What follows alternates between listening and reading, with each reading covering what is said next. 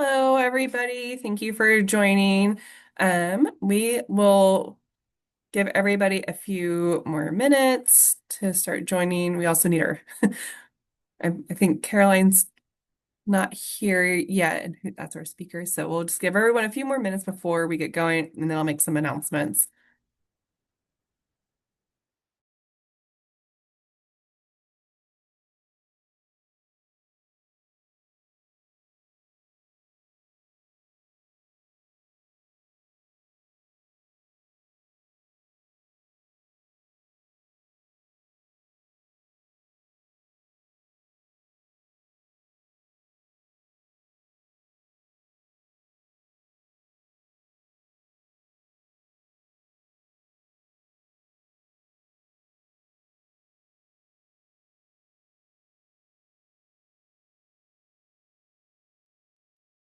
Sounds like Caroline might have the wrong link, so I'm going to send her the correct one. Oh, she just joined. Okay. Thank you, though.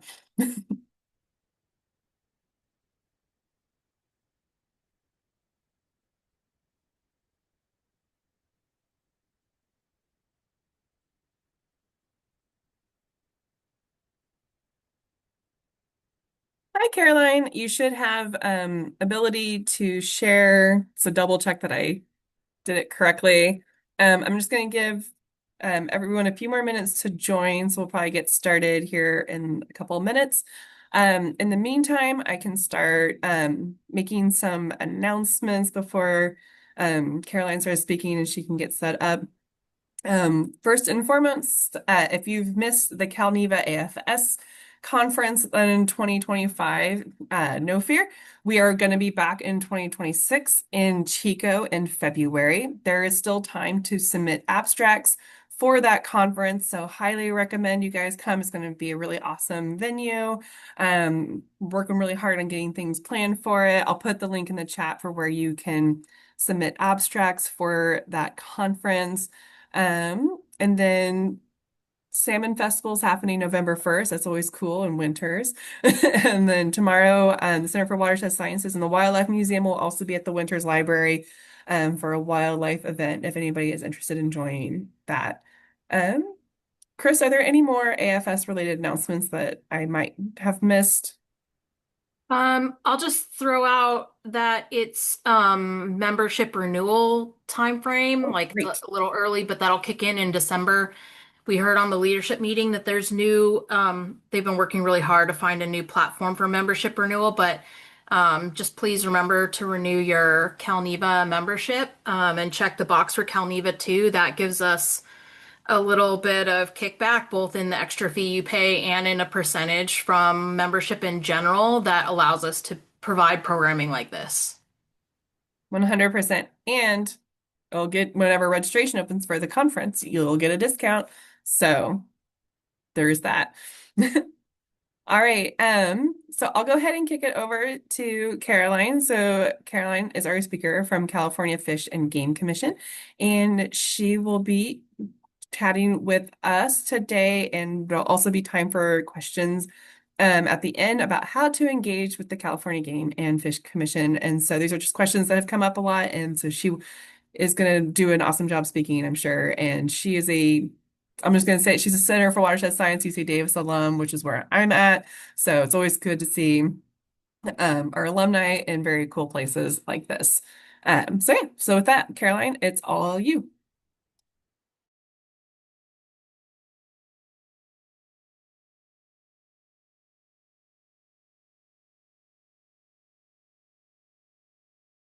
You're on mute, Caroline. Okay, is that better? Can you hear me now? Yes, we can hear you. Thank you. Um, and I just also want to make sure you can see that screen with the slide deck. Awesome. Okay, I'll go ahead and get started. So hi everybody, my name is Caroline Newell. I am the California Sea Grant State Fellow with the Fish and Game Commission this year. This webinar that I'm hosting here is for anyone who's seeking clarity on what the Commission's role is in fisheries management and how the Commission works. In this presentation, How to Engage with the California Fish and Game Commission, I'll provide a comprehensive overview of the Commission, including our members, mission, core core values and general responsibilities. And then once we have that basis of understanding, I'll dive more into the specifics of the work of the marine side, the terrestrial and inland aquatic side, and explain how you might get involved and stay up to date and what goes on at the commission. And if you have questions, save those till the end, just because it's a little bit complicated on my side to wrangle cats on that piece, but feel free to ask questions. There should be time left over. So who might be interested in what the Fish and Game Commission does? Who might be impacted by the decisions that are made at the commission? People who fish, for one. People who are involved in aquaculture. People who are interested in conservation. People who buy fish or sell fish. People who do fish research. People who live in coastal fishing communities, and more. We have a pretty wide range of impacts. And so sometimes you may have heard about the Fish and Game Commission before from news releases like this one. So this is a recent one from August. California Fish and Game Commission approves increase in fishing opportunities for recreational groundfish. Maybe you see stuff like that, or you hear that regulations are changing for fishing, and you might wonder, like, how did this decision come to be? How could I follow along and perhaps share my voice in the process? I hope by the end of this hour, you'll have a better sense of what the commission does and how you might get involved or follow along. So let me start with an introduction to the Fish and Game Commission, who we are and what we do. The Fish and Game Commission, the California Fish and Game Commission, is a quasi-judicial policy and regulatory agency. We are one of the first wildlife conservation agencies in the United States, established back in 1870. And the commission was actually added to the California State Constitution in 1940. Some people have asked, like, why are we the Fish and Game Commission, not Fish and Wildlife Commission? And to change our name would require a constitutional amendment because we are stated there. As you can tell, the commission's been around a really long time, and over time we've seen changes in authorities to the point that we now have over 200 authorities delegated by the state legislature in the Fish and Game Code. I'll dig into some of those relevant ones in a few slides. So the mission of the Fish and Game Commission is to be a policy and regulatory body that ensures that California will have abundant, healthy, and diverse fish and wildlife that thrive within dynamic ecosystems managed with public confidence and participation. We offer public engagement through regularly scheduled meetings. These meetings generally consist of formal commission meetings, which are depicted, let me get my laser, on this like top image is kind of what that feels like or looks like. And then we have more informal committee meetings, and that's reflected in this bottom image. Commission meetings up top, those are fairly rigid and formal, following Bagley-Keene Open Meeting Act. And I'll give some insight into some of those formal protocols for providing public comments. And then committee meetings are more discussion-based. So you can see we're all kind of sitting around the same table. People can come and go to that table fairly easily, and it's less structured in that sense. Generally, topics before the commission are split between two broad categories, the marine topics and the terrestrial or inland topics.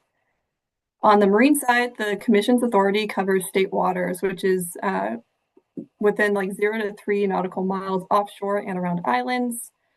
Some core areas of authority for the commission include adopting fishery management plans, setting fishing regulations for recreational and commercial ocean fisheries. And that's kind of when can you fish, how much can you fish, what gear, that sort of thing. We approve experimental fishing permits. That's a newer authority. Our authorities are changing constantly, and so that's one of our newer ones. We designate, regulate, and adaptively manage marine protected areas. We provide marine aquaculture leasing of state water bottoms and commercial kelp and seaweed harvest allowances.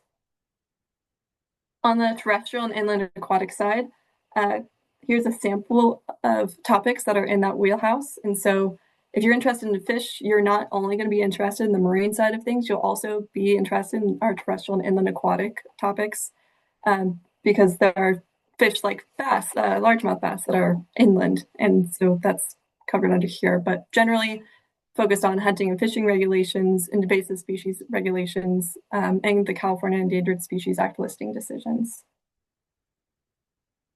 The full commission has 5 members in total, and they're reflected here. They're appointed by the governor for 6-year staggered terms, subject to Senate confirmation. The commission meets roughly 8 times per year, with 6 regularly scheduled meetings, typically having a teleconference to provide salmon regulation decisions in May, and we may have an emergency adoption meeting as needed. So that's why it's kind of like generally 8 times a year, but that can change. And we have a president and vice president this year. That's President Zavaleta and Vice President Murray. And then we have Commissioners Hostler-Carmison, Commissioner Sklar, and Commissioner Anderson.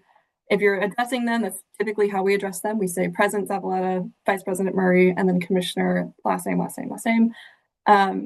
And I also want to point out that these president and vice president positions change each year. So sometimes we can see someone hasn't participated in a while if they're referring to someone else as president. And so just making sure that if you're using those, you're up to date with who the current president and vice president are.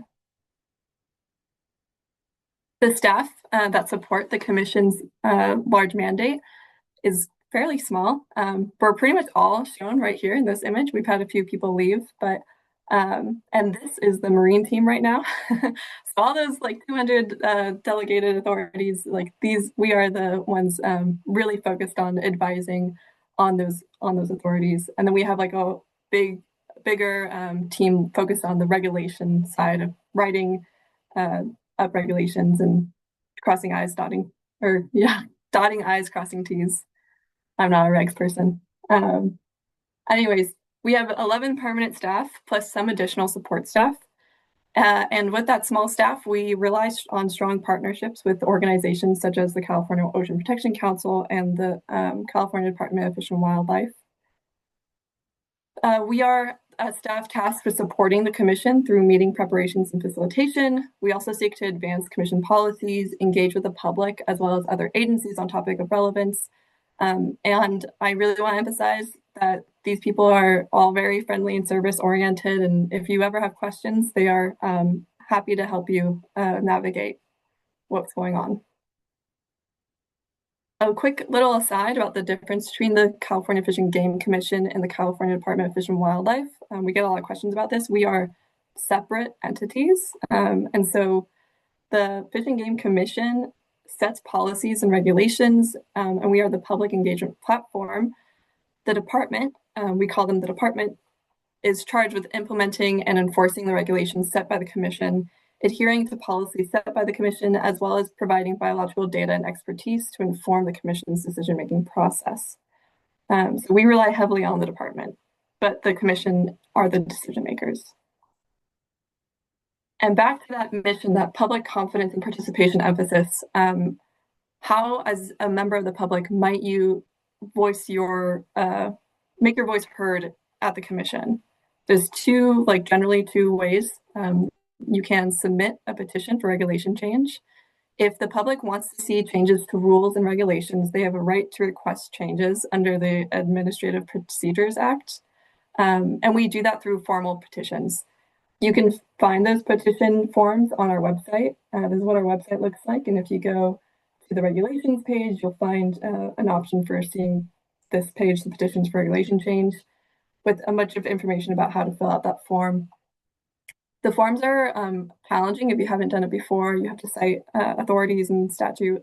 And so it's really important to touch base with commission staff or department staff before you submit a petition, just to make everything go smoothly and making sure that you're filling out the form correctly, and also to ensure that what you're asking for to change, like that's not already something that's under consideration, or there's not some other conflict that might arise with that petition. You can also participate in our meetings. And so a reminder that we have those commission meetings and committee meetings where the commission is much more formal. And generally at the commission, topics are in their final stages of development. Our committee meetings are where that informal space is really where we have formative discussions. And so committees make recommendations to the commission. And so as you're planning which space you might prioritize participating in, committee meetings might be a better place to start. but both are open to the public. Generally, if you're going to be participating in either meeting, you can do it virtually or in person. And it's really important to tune in at the start of a meeting to ensure the order of items has not changed. There are times where between when we release agendas to the public and when we hold the meeting, there are going to be some changes that need to be made in terms of ordering, or maybe something has to get continued to a different meeting. And so if you tune in at the start, we'll let you know, like, hey, we're going to be rearranging things. And it's also important to stay online if possible, or find a buddy. We are unable to anticipate how long topics take. And so you might say like, oh, I'm interested in topic item number 10. So it probably will be later in the day. But sometimes topics 1 through 9 go very quickly. And so that can be really hard to judge. So if you can stay online or have a buddy that can stay online to alert you like, hey, now it's coming up, that's a good strategy. And we have a page on our website that also gives some advice and insight into public participation at commission meetings. So if you're contributing public comment, there's generally 2 ways to do that. You can do it ahead of time with a written comment, or during the meeting with a spoken comment. If you're submitting written comments, they are due by 5 p.m. 13 days prior, or noon 5 days prior. And the reason we have 2 separate deadlines is because one deadline is for inclusion in meeting materials that are posted online and made available to the commissioners ahead of time. And then that noon 5 days prior is what are called supplemental comment deadline. And so those comments are not going to be reflected in the meeting materials that we post online, but it will still be made available to the commissioners. And then if you miss both those deadlines, but you still want to provide a comment, you can come and speak during the meeting. You can do that in person or online, but there's an asterisk here just because we cannot guarantee participation online.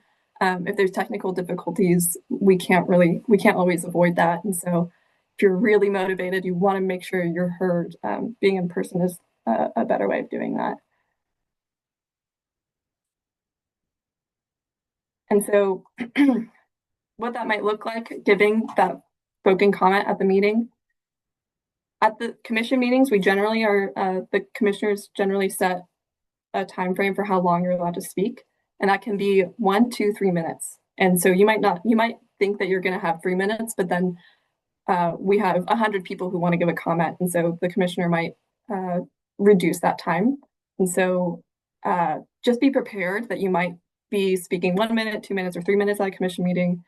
If you need more and you're anticipating needing more, you can seed time or have time seated to you, but that has to be arranged ahead of time. You have to reach out to the staff ahead of time before the meeting, and details about that are online on that public participation page. If you're coming in person to speak, we have these like little speaker cards that you fill out and you hand them into staff. But you have to hand in your intention to speak before the agenda item has started.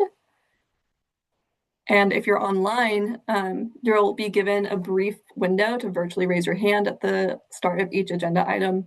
So it's really important that you're ready. Right when the agenda item starts, we'll say, if you're intending to speak, please raise your hand before some given time. And so you have to make sure you do that.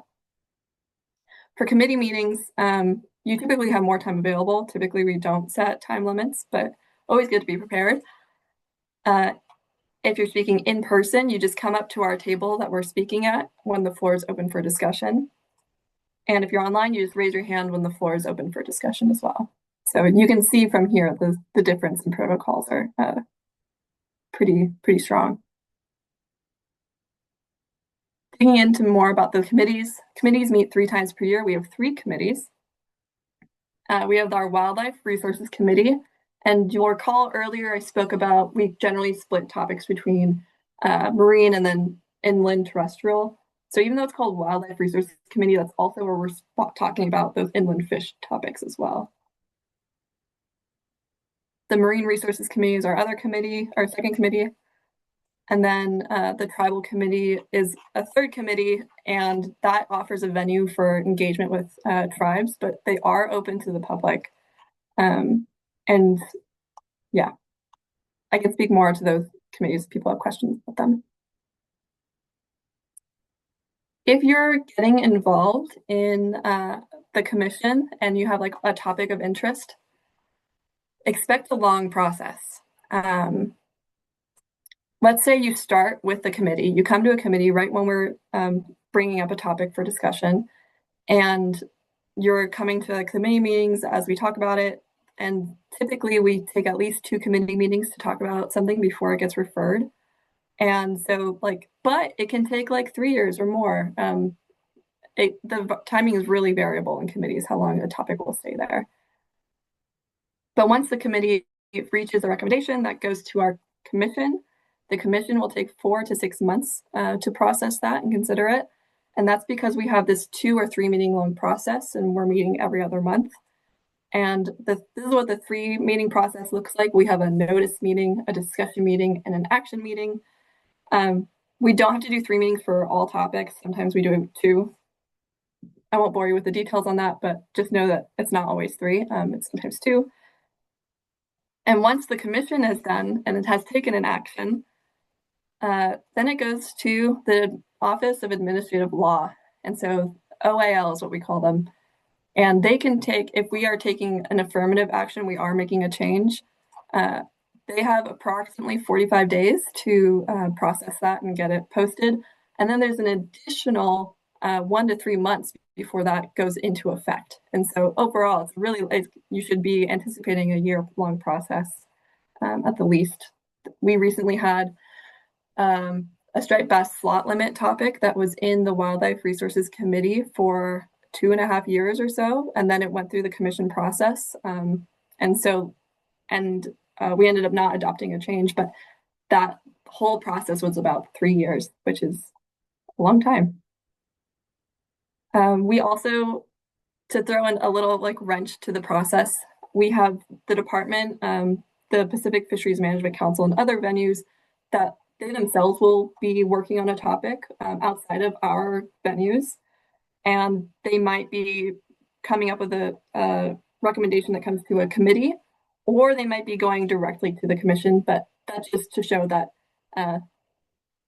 that those timings can also be really variable, how long they're talking about a topic. So let's say you want to follow along with this crazy long process. How might you do that? Where do you get information? And we have a great meetings page shown here. If you just go to our commission page and then click on meetings, it'll bring you here. And we have that public participation page that I was talking about. We also have a listserv, an email listserv, and so you can subscribe here. I'll note, the last time I looked at it, there's an option for business meetings, and I believe business meetings are the formal commission meetings, just so to clarify that. And let's pretend that we're going to click on our 2025 meetings. What might you see? You'll be brought to a page that looks like this. It has our meeting schedule with a column for the date, and then it's broken up by the meeting type. And so you'll see here in January, we had a Wildlife Resources Committee meeting. In February, we had a commission meeting. And if you were to click on 2026 right now, you would find this information, all the text that's in black, but none of these hyperlinks are there. The hyperlinks pop up as we get closer to the meeting with our agenda, how to join the meeting information, meeting documents. If there's any presentations that were not, or documents that weren't made available ahead of time, we'll post those afterwards. And we also have video archives. So if you missed the meeting but you want to sit through it or skip to the parts that you're interested in, you can always click on that video. And let's show you what an agenda looks like, just to get you familiar with a commission agenda. Agendas are broken up, like I said, into those 2 general topic divisions of the wildlife, inland, and marine topic. Generally, this year has been Wildlife Day on the first day and Marine Day on the second day, but that order that switches. It's not always that way. You'll see something that's called consent items. Items that are on the consent calendar are expected to be routine and non-controversial.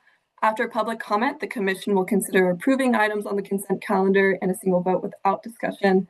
The presiding commissioner may choose to remove any item from the consent calendar and allow a separate discussion and potential action on the item in response to a request by the commission member, staff, or interested person. And then we have our discussion and action items. They are, if you want to understand where an item is in that 3-meeting process I showed you earlier, that's not reflected in this consent and discussion action item distinction. And I'll show you how you figure that out on the next slide. You'll be reading the item descriptions. You'll also see general public comment, and that general public comments are for people who they have a topic that's not on the agenda that they want to talk about. And so, yeah, and we typically have general public comment at the start of the first day and at the end of the second day. And so if you're planning when you want to give your general public comment, it doesn't have to be like you give a marine comment on a marine day. Like you can, if it's easier for you, you can go to that first day at the start of the meeting and give your general public comment. That has to do with marine stuff, but it can't be something that's on the agenda for Marine Day. So like we're pretty particular about that. Don't speak about an agenda topic that is planned to be spoken about until we're talking about that item. General public comment is for things that are not on the agenda.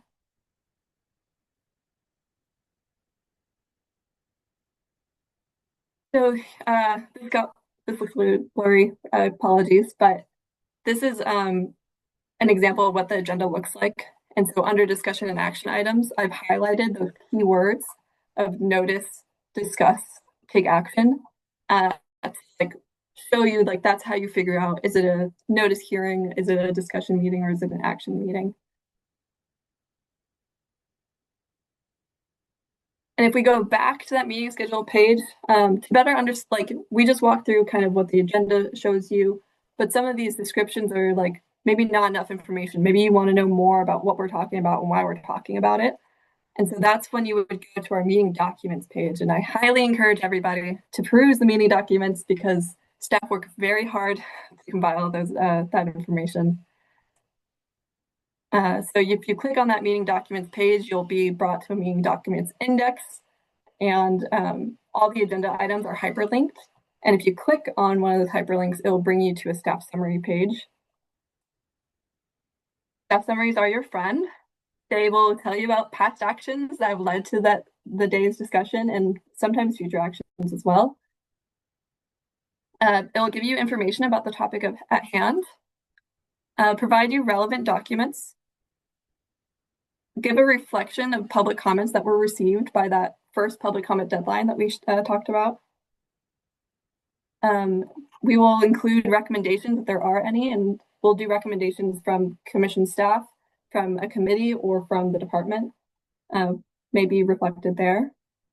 And then a draft motion. So some people get confused about why in the commission meeting or committee meeting, why do the co-chairs of the commissioners, why are they reading from like a script? And I want to highlight that we provide motions, the staff develop draft motions for the commissioners of co-chairs. And we assume an affirmative action, but we also recognize the negative could happen. If there's like multiple options, we'll give the affirmative option first and then a negative option second. If we also will provide alternative options if we've heard from commissioners in previous meetings that they're considering something different or they're interested in something different. We'll also have an alternative motion if stakeholder groups have shared that they want an alternative option to be considered and it's supported, then we'll include it. Those motions can be altered by the commissioners. So you can kind of look at the staff summary, look at the motion, see what they actually say to see if they change what they're doing based upon what was presented or if they stuck with it. And again, highlighting that by the time we get to that action meeting at the commission level, there's been a lot of work leading up to it. And so if you are coming to that action meeting to voice a public comment, that doesn't align with what's already been brought up. Like that can be challenging to incorporate, but it doesn't mean it doesn't happen. And so here's an example of a staff summary, what that looks like. So we have the information about the meeting date, the agenda item description, whether this is going to be an informational item or if there's an action that's expected to be taken. A summary of what's been going on, background information, and for this item, we didn't have significant public comments, but if there were, we would have included them. And then the recommendations, we have one from the staff for this and from the department, and an exhibits list with those relevant documents that I talked about.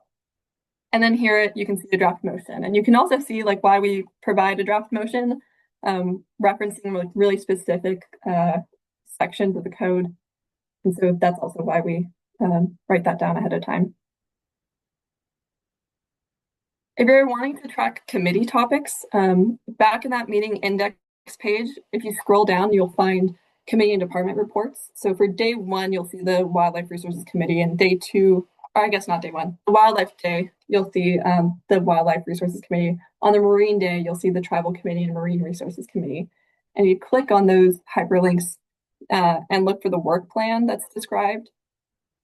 You'll see something that looks like this, where we have the topic, the category, 3 meeting dates, usually the previous meeting, or 2 previous meetings ago, and then the next meeting, something like that. And we know if it's a discussion item, if we expect a recommendation to be made, or if it's just an update. You'll also be able to track upcoming commission topics by going to the end of the binder. So if you go to back to that meeting index, we have complete binders for day 1, day 2. Go to the day 2 option and scroll to the bottom, and you'll see upcoming potential agenda items for the next commission meeting. You'll also see a anticipated rulemaking timetable. I won't spend too much time on this, but if you're really into the rulemaking side of things, the regulatory side of things, you can take a look at that. You can also find this purple table on our website if you go to Home Regulations 2025 New and Proposed and click on that anticipated rulemaking timetable. If you have questions about like I want to submit a public comment, but I'm not sure which agenda item to do it under or whatnot, or just like general questions about submitting petitions or about our process, you can email the Fish and Game Commission. This is also where you'll submit those written comments to. You'll send it to this email address, fgc@fgc.ca.gov. And I want to introduce, we just walked through a lot of information about the Fish and Game Commission, and that's one piece of fisheries management in California. But there's also a lot more going on. So the state legislature is also involved in fisheries management, and sometimes that fisheries management happens outside of the commission process, or it's giving us authorities or whatnot. Department of Fish and Wildlife is involved in fisheries management. Federal agencies are involved, like the Pacific Fisheries Management Council. International agencies are also involved.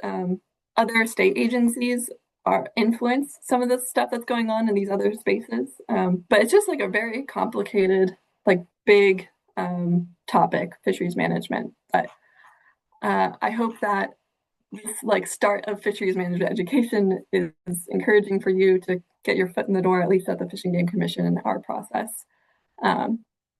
Yeah. And just quickly, a few frequently asked questions that have come up. People sometimes ask, if I have questions about current regulations, where do I go?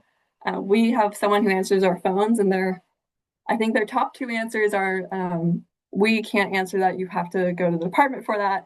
Or their other top answer is, we can't help you with your possum, you have to contact your local wildlife rehab center. But yeah, if you have questions about current regulations, please go to the department's website. They have a lot of great online resources, and they have a help email. I should have included that, but visit their website. How do items come before the commission? How does something come up for the commission to talk about? And so that happens through those petitions that I talked about earlier. The department will sometimes bring a topic to the commission. Commissioners can request a topic to be brought on, and sometimes it's spurred by public comment. So like you give a public comment.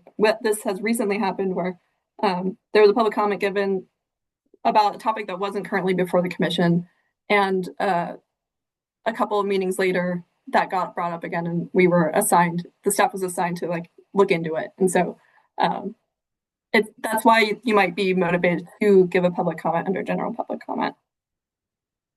Why do commissioners read from scripts? I kind of talked about that a little bit. Were decisions made before the meeting happened? Again, a lot of work has gone into these topics before we reach that action item. And so people sometimes feel deflated when they come to that action meeting and they're not getting through. And that can be because there's been a lot of work that's been built up prior to that meeting. But it doesn't mean that it's not worth it to come and share, because there have been changes made. But yeah. And what should I do if I want regulation changed? Submit a petition, but reach out to the department or to the commission staff first. Thank you very much. I am happy to answer questions and revisit anything that wasn't clear. Yeah, and if there's anything that I can't answer, I will hope that maybe someone that I work with is online and can help me out. But yeah. Great job, Caroline. Thank you so much for coming and sharing. I already see one hand up, so Brett Harvey, I will kick it off to you. Yeah, I have an easy question probably and a hard question. Okay. You probably don't want to answer. Excuse me, I got a frog in my throat. But the easy one is I know there's like county fish and game and fish and wildlife commissions and committees. They all seem to have different names. How do you guys interact with those groups, or do you? That's a really good question. That's a question I also had when I first started. Those commissions, those like county fish and game commissions, are I believe they're more so delegated to disperse funds that are given to them through I think law enforcement penalties that come in get distributed through those commissions. I can double check, but sometimes we'll have representatives or like members of those like county fish and game commissions who will come and speak at committee or commission meetings. And if they say that they're from a fish and game commission meeting, like we will write that down. This maybe something I should have pointed out earlier too, is that when you're giving a public comment, you say your name and your affiliation, and we track that because we think that's important to capture. And so yeah, that is a good question. But yeah, but there's not like direct, like we're not going out and directly engaging those. They're not a relationship specifically. Not one that's like recurring. If they come to us, we engage with them. Okay. And are you ready for the hard question? Yeah. Well, in the news this morning, I saw that the federal government is now looking to open up oil drilling off the coast from 3 miles and beyond, from top to bottom. And I'm just wondering, how would the California Fish and Game Commission need to engage in anything like that, just because of potential impacts to our own, to our state marine sanctuaries and also our state waters and resources? Yeah, that's a good question. We don't have, as far as I understand it, we don't have authority or jurisdiction. We could, if the commissioners, like if we're directed as staff to submit a letter, I think we could, but I think like generally that's a difficult space to be in because we don't have jurisdiction. Like that's something that is federal. And so we let the federal people mostly manage their work. It gets a little bit sticky, but fish and water have no boundaries out there at 3 totally, miles. Like there's a curtain, and that's why I was just wondering, like, because this obviously would impact resources under the Fish and Game Commission's jurisdiction. But yeah, I know. Yeah, I agree that it gets really sticky and messy. And on the federal side, they have really complex ways that they are going through their management decisions through the Pacific Management Council, where the Pacific Fisheries Management Council, where they get all 3 states together and they like have to work through what's going on. But the commission, interestingly, the California Commission, Fish and Game Commission, isn't involved in those processes directly. The department is, but so that I think something that we are the state is conscious of is like these federal impacts to what we are managing. Ocean Protection Council is really focused on tracking that. And so I don't know what the response will be, but I know that there are state agencies tracking those sorts of topics. And I just forgot to, I always forget this. Thank you for a very interesting and engaging talk. Oh, thanks. Yeah, I hope I didn't say anything that I wasn't supposed to. I believe I said everything accurately, but Well, yeah. we're writing it and recording it, and so It is you'll actually find being out. recorded, so we'll find out for sure. We'll find out. And if I had to submit a correction, I will. But I appreciate that you feeling that it was worthwhile. We have another question from Rebecca Lutt, and so I will let her unmute herself and ask that. Thank you very much, and thank you, Caroline. Good to see you. Appreciate the presentation. I have a lot to learn about this, being on the council. I'm just wondering, it seems that there are fishing regulations imposed from 3 to 200 and beyond by the federal folks, but sometimes the prohibition on certain types of gear is enforced by California by having a landing requirement. For example, pelagic longline caught fish cannot be brought into California. Can you explain a bit about how that happens? And if this is a little bit too specific, we can always chat later. Thank you so much. Yeah, it's a good question. I think that might be beyond my level of understanding with my focus at the commission level of work, but knowing that there is contributions to our enforcement and like I said, the fisheries management that goes on in California is not just under the commission's scope of work. There is the state legislature and there is the federal processes that go on. And so things that are outside of our jurisdiction might be enforced or put into code outside of the commission's process. I hope that's helpful. But if Okay, not, I can thanks. also look into it more. Yeah. Thanks, Caroline. Good to see you. Good to see you too.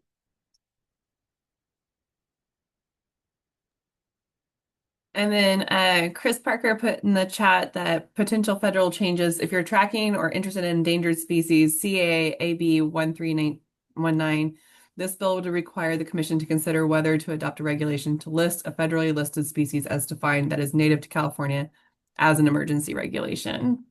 If that helps anything.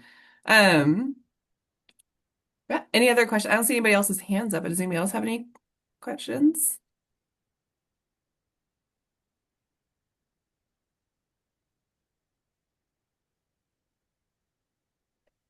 I had a quick question because I might have just missed it. You talked about the general public comment is for if there's something that's not on the agenda, but there is room under each agenda item for there to be general public comment still, though, right? So that's not general public comment. That's public comment about the agenda item. Oh, okay, so So, it's just called yeah. a different. Yeah. Okay, I think I just Yeah. kind of missed that. Yeah. Thanks for that question. Yeah, I maybe glossed over that. Like you can speak on any agenda item, but if you're speaking about a certain agenda item, it has to be when we are calling for that. But there And is so, public comment available per agenda Right. item. yeah, for consent items, I think it's generally like if we have like 6 consent items, we won't pause for each one. We'll say like, okay, like if you had public comment about consent items, then you would do that, which can be kind of confusing for people. But yeah, it depends on how things are grouped, but Okay, you can speak to them. cool, thank you. And then Anita, I will let you asked a question, so go for it. Okay, I'm trying to get my video and everything to work. This is a weird question. A, it's not fisheries. B, it may not be in your realm. But I just saw that they euthanized like 2 to 4 wolves in California, and I thought they were under a federal jurisdiction. So how are you able to do that? That's a great question. I Don't know. think, yeah, that's not a fish question, so I'm less focused No, on it. it's I not. did I'm see that sorry. news, but yeah, I'm just curious because I thought management would have to be handed to the state of California before they could do something like that. yeah. I mean, Oh well. Okay, It's thanks. Sorry, complicated. it was definitely off the wall.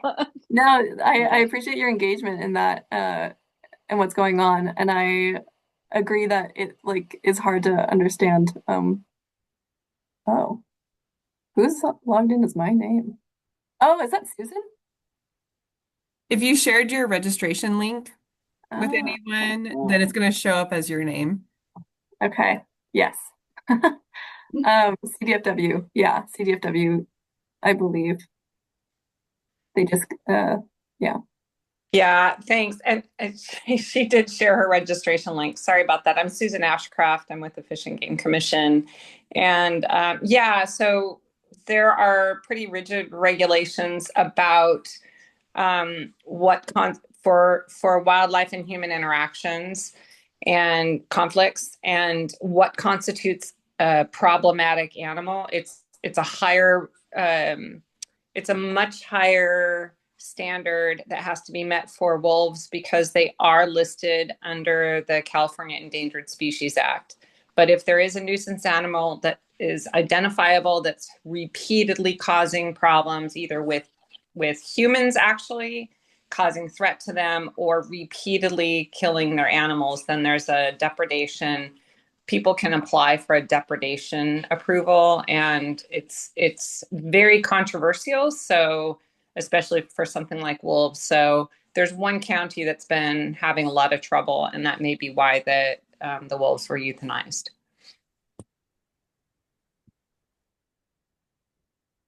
I'll throw out too that there are federal agencies that have been involved in that effort. And so even though CDFW may have taken the final action, I can't speak to the final action. I just know quite a few CDFW staff were brought in to help with that project, and it was in partnership with federal agencies too. So, just for a little additional information, like U.S. FDA was involved because of the beef aspect of it. So it was a multi-agency project.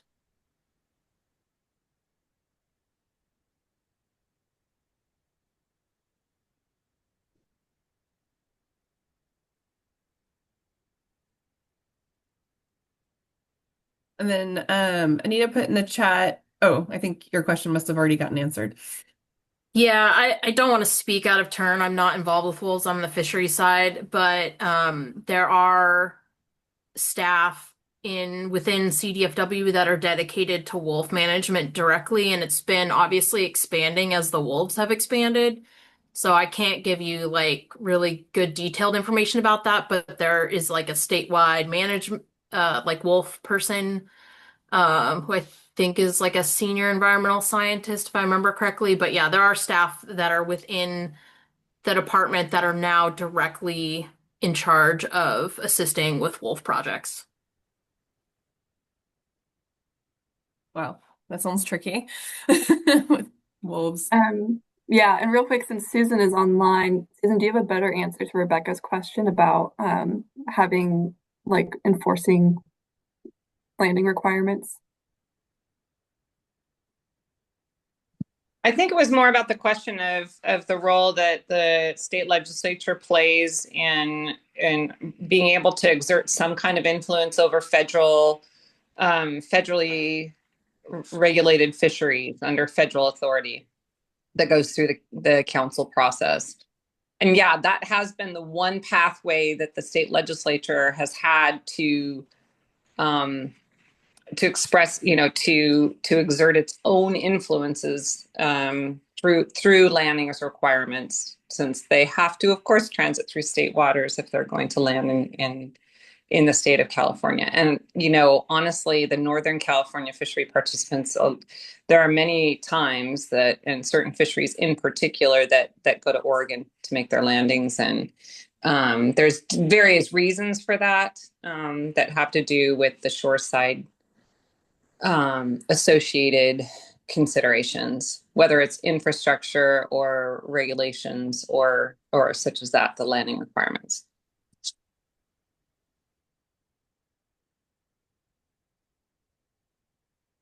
Thanks for that. That was much better. Though I think Rebecca left, but I will. Maybe she can revisit the recording later. Are there any other questions, thoughts, comments?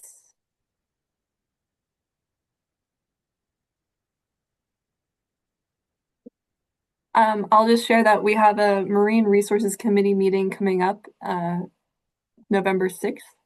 So if you want to tune in, that's our next Marine Resources Committee meeting. And we'll have a commission meeting in December. I don't have the date right off the top of my head right now. But those are and we have a tribal committee meeting in December, question mark. Possibly, I can double check. And I'll put that information in the chat, so it's easy to see.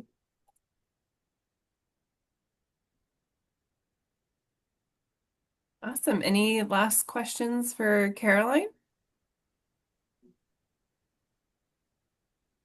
All right, that was really helpful. Thank you so much, Caroline, for coming and sharing all of that with us today. Really appreciate it. Just to give everybody an update, we will be taking a break with the webinar series for the holidays for November and December, since these are like the fourth Friday of each month, and a lot of holidays happen during the end of each of these months. So that will be taking a break. And then I think in the new year, this webinar series will be taken over by our policy committee, and we'll have a little bit of a different focus for 2026. So looking forward to seeing how this will change. And if anybody, as always, has any suggestions for speakers, feel free to email me. I can put my email in the chat. Or you can email the general Cal-Neva AFS Gmail account that's on our website. But yeah, get those abstracts in for the Chico meeting. We would love to see you all there if you can make it. And I think registration will probably be opening sometime soon. And if no one has any final questions for Caroline, then we're actually going to adjourn a little early. Thanks, Caroline. That was awesome. Yeah, it was great. Thanks, Miranda, for leading these. Thank you. Thanks for attending, Chris, and always providing such wonderful knowledge all the time. Yeah, What I know. And thank you for having us, providing an option for us to kind of share some of this insight, because it's not always obvious. And so I'm really excited to put this information out there. Yeah, we love having this information accessible, so that's great. Thank you. Awesome. All right. Take care, everybody. Thank you, everybody. Have a good weekend.